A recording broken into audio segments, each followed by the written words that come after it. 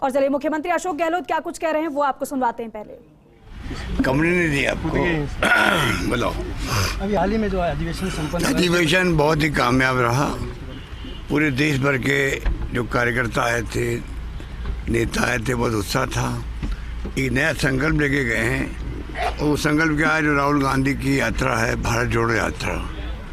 भयंकर महंगाई देश भर के अंदर है, बेरोजगारी है, तनाव और हिंसा का माहौल है। आप देख रहे हो रोज क्या हो रहा है।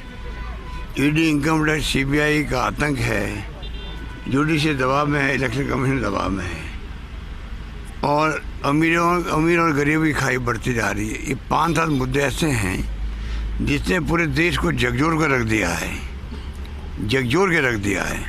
अब हर सरकार इसी तरफ ध्यान नहीं दे रही है। 5 मुद्दे बहुत महत्व के हैं।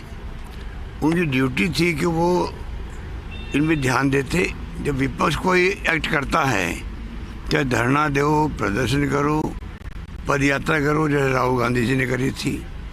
ये क्या है, विपक्ष बोलता है तो सत्ता में जो पार्टी होती है वो ध्यान देती है उसका। कितनी बात माने नहीं माने उनकी मर्जी है, पर उसको लेती गंभीरता से। दुर्भाग्य देश का ये है कि ऐसे फासिस्ट लोग हैं जिनका कोई लोकतंत्र में यकीन नहीं है। लोकतंत्र का मुखौटा पहन के ये सरकार बनाए इन लोगों ने। अब ये उसी ढंग का एक्ट कर रहे हैं। इनको चिंता ही नहीं कि देश में क्या हो रहा है।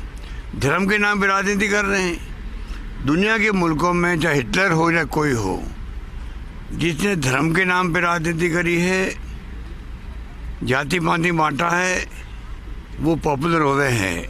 बाद में उन्होंने देश को बर्बाद किया है, तानाशाही शासन लागू किए हैं, हत्या हुई है वहाँ पर।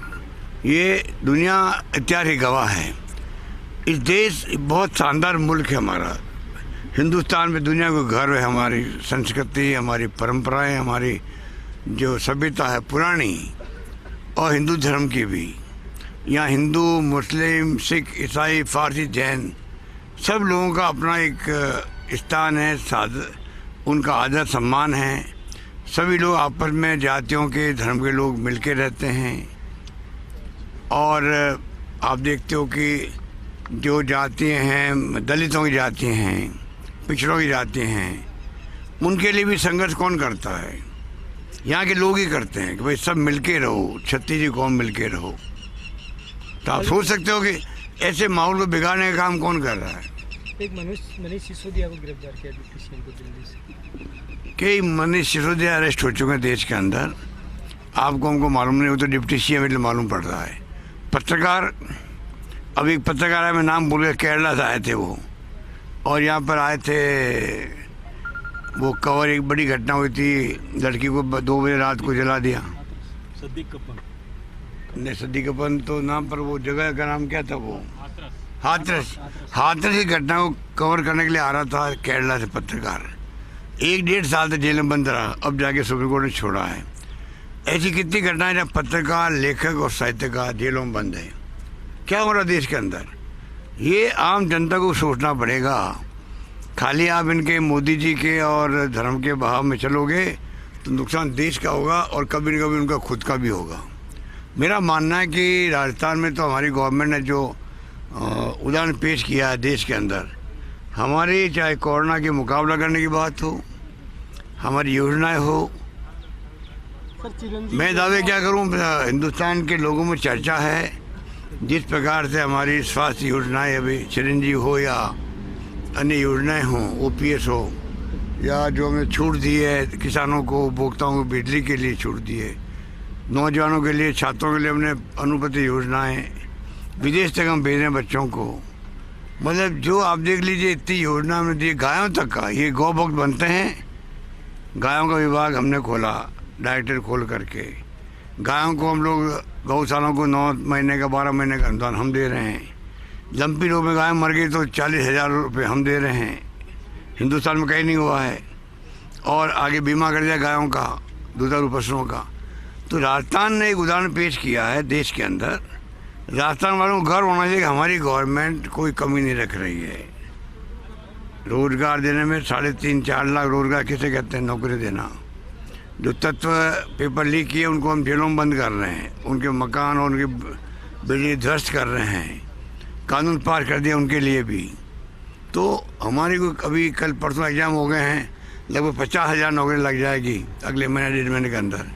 तो हमारी गवर्नमेंट ने तो एक रिकॉर्ड काम किया है और हम तो उम्मीद कर रहे हैं कि इस बार पब्लिक हमें रिपीट करेगी। लगता है मुझे पब्लिक इस बार रिपीट करेगी। अब पब्लिक माई बाप है, आखिर फैसला वही करेंगी, क्योंकि ये इतना पैसा खर्च करेंगे, तमाशे करेंगे, रोड शो प्राइम मिनिस्टर भी करेंगे, अमित शाह भी करेंगे, नेता भी करेंगे, तो ऐसा माहौल बनाएंगे वो तो आने वाला वक्त बताएगा, जैसे उन्होंने बंगाल में बनाया था। मुझे उम्मीद है कि इस बार इनके तमाम हथकंडों को जनता समझ गई है। राजस्थान की जनता इस बार सरकार रिपीट करेगी ऐसा मुझे लगता है। बाकी तो जनता भी निर्भर करता है, हम तो कोई कमी नहीं रखेंगे। हमने तो कहा हमने अंतिम सांस तक सेवा करनी है। चिरंजीवी योजना को लेकर पूरे देश भर में चर्चा हो रही है। निश्चित रूप से अच्छी चिरंजीवी योजना रही है आपके अधिवेशन में भी। 25 लाख का बीमा दुनिया में कहीं नहीं है भाई।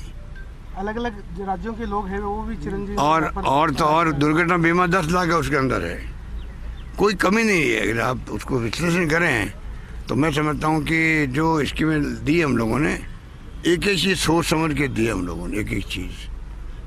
उड़ान योजना, हमारी महिलाएं जो नैपकिन काम देती है, वो ऐसे गंदे कपड़े होते हैं, संकोच में कोई बोलता नहीं है। हमने संकोच ख़त्म करने का आह्वान किया लोगों को, संकोच ख़त्म करो। महिलाएं बेचारी बाहर बन जाती, बच्चे पैदा नहीं होते हैं, इन्फेक्शन होते हैं बार बार। ये तो प्रकृति की देन है माहवारी। तो कोई दुनिया भर की महिलाओं में माहवारी होती है, कोई हिंदुस्तानी महिलाओं में होती नहीं खाली। तो संकोच किस बात का? तो थोड़ो संकोच को। नैपकिन सरकार दे रही है, 12 नैपकिन दे रही है।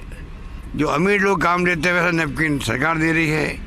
उसका मैं समझता हूँ कि घर घर में जब जाएंगे तो गांव में महिलाएं जो है, गरीब महिलाएं शहरों में है या गांव में हैं, उन सब के लिए एक अवसर मिल गया है कि बीमारी नहीं हो, इन्फेक्शन नहीं हो और बच्चा पैदा करने की समस्या पैदा नहीं हो।